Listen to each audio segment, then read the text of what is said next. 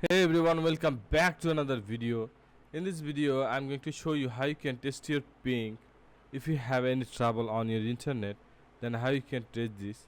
So I'm going to show you how you can easily test your ping on your PC. A ping test measures latency or time it takes for data travel from your computer to server and back.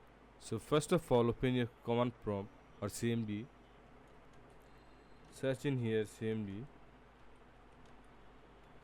and run as administrator, and here type this ping space google.com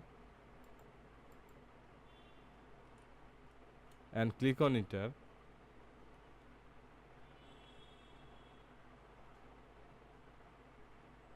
So you can see in here ping statistic, and minimum is 67 ms, maximum is 67 ms, and average is 67 ms, and you can see my lose percent is 0%.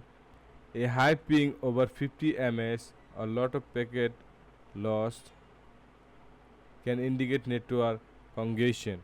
So if you lost internet, then you can see in here more than 50 ms is good for internet. So that's how you can check your ping in your PC. So guys, I hope you understand this video and learn something new.